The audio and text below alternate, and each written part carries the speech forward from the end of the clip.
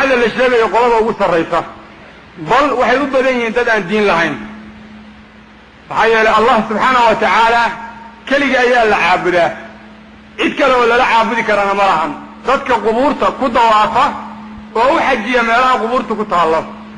oo yidhaahda haddii qabri hebel intaasoo jeer lagu dawaafo waa xaj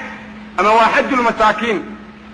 iyo dadka u aaminsan dadka qubuurta ku jira inay wax qabtaan amay wax gooyaan amay wax tari karaan dadkaas ayuga oo waxa ay la yimideen shirki weeyaan waxayna ku tirtiyeen mushrikiinta haddaysan ficilkaa ka tegin ma ahan arrintooda bidca iyo waxaas oo iskala sara martay waxay soo gelayaan qolada alla yidhi subxaanahu wa tacaala waidaa xushira annaasu kanuu lahum acdaan wa kanuu bicibaadatin kaafiriin way ku kufrinayaan berrito dadkan ay leeyihiin waxbay qabanayaan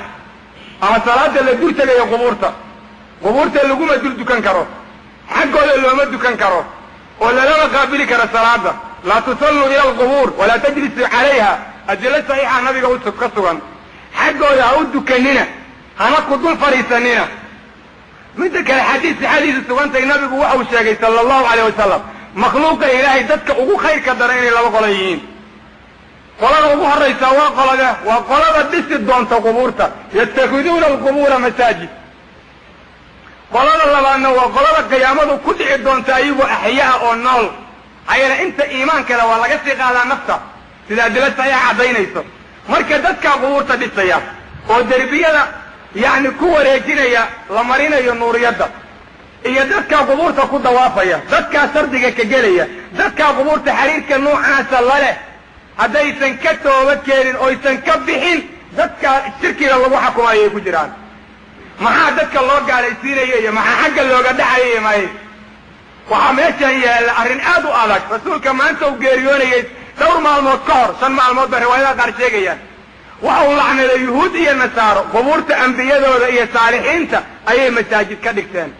caaisha waxay tidhi rasuulku waxau ka digayey waxa yuhuud iyo nasaaro sameeyeen waa waxa maanta ummaddeenni samaynayso waa waxa culimmadeenni ay la wada huwan yihiin oy saa ku wadaan oo ay u haystaan arrintu inay sidaa tahay oy ku leeyihin awliyadiia lagu xadgudbay awliyadii xagga laga dhacay yaa ka awliyaysanay abubakar iyo cumar iyo ragga marka laga soo tago khulafada qaybaheeda kale iyo ragga jannada loogu bishaareeyey qubuurtoodii meelay ku taalla lama yaqaan say u badan tahay maxaa qubuurtooda inta loo raadiya loo dhisi waayo ama nabigu dhihi waayo waxaa laga qabto ambiyada ilaahay oo hore u dhimatase qubuurtoodii maxaa loo dhisi waaye qabri in la dhiso la dul fadhiyo hadday faa'iido leedahay waxay muslimiintu yidhaahdaan sida xadiis bukhaari ku sugan caddaynayo nabi muuse waxau alla weydiistay baytulmaqdes meel u dhow in nafta looga qaado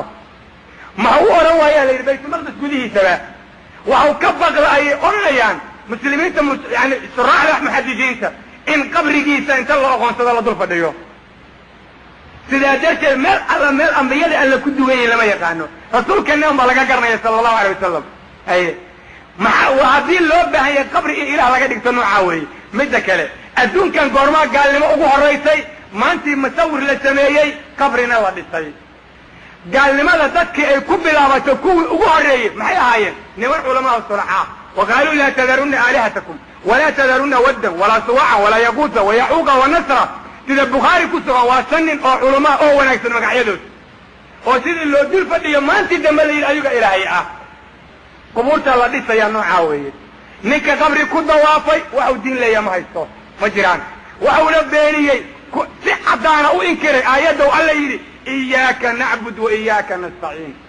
adiga keligaa baan ku caabudaynaa kaana kaalma dalbaynaa dadka qubuurta ku dawaafow rabbigiin ka cabsada dadka qubuurta odhanaya qubuurta waxbay galanow rabbigiin ka cabsada warrin asaga islaanta u qabay la dumaalay oo asaga abaar cunay maxau kuu qaban karaa ninka kan adiga odhanayo awliyaday soo kaco wax qabeen maxau u dhinto isu celi waaye oo adduunka u joogi leeyahay nin geerida jecel ma jireen ma noolaado nin soomaalidu waxay tidhahdaa nin dhaysa kobihiisa ka ron wau garanayaa mahmahyada noocaasa waxay dhahaan mahmahyadaas waa jirtaa kobihiisaa dhaama maxaa yeele kobihii baa jooga maxaad ka doontay dib wax weydiisanaysaa maxaad ka doontay midda kale haddaad ay run tahay nimanka la sheegayo oo culimmada oo dhintay ayagu way dhinteen inay sidaa sheegaysaan wax u qaban karaan 4 nin baa xamar ku dugan baa nala ku yidhi oo halaqa iyo badda iyo cudurka ka ilaalisa xabadda jirdhi iyo ay mooryaan ka wado ma naga qabtaan hadday badda naga hayaan ayagu badweynta hindiya ninka celiyey xabadda way naga celin karaa hadday run sheegaysaan haye war ilaahay ka xishooda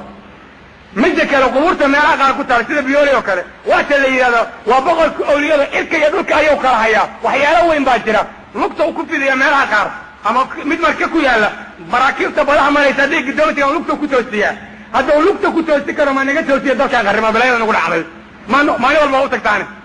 ordaha shardi ka soo gala waxaa qabtee nimankaanigi u taga awa dadka waxaan sheegayay ilaahayna ka xishooda dadka amwaadda oo dhinta u duceeya allah u naxariista ilaahda haddii waalidkaagu ku jiro waalidkaaga waktiga ilaahay ku siiya sadaqa u bixi adoon wakti iyo beri iyo bil midna u yeelayn waxa kalood wadan joojiya awliyaday kaan iyo xagga oo ilaahay awliye waa leeyahay oo ninka inkiraa diinta waa beeniyey awliyada allana rag iyo dumar uma qaybsanto axad alle axadkii laga helo laba tilmaamood waa weli ilaahay aladiina aamanuu wa kaanuu yattaquun qofka iimaan run ah iyo cabsika laga helay oon weligii xaaraan iyo xaqdarala iman oo wanaagga ku dadaalay axadkaas waa weli ilaahay midda kale dumarkaan u sheegaya arrintaasi ha ogaadeene dumarka oo aad baa laydin khiyaane haween awliyaa uma jiraan maxaa awliyada laydinkugu digoon nimanka awliyada looga dhigaa nimanka waa idin sirtaan iska celiya nimanka naaga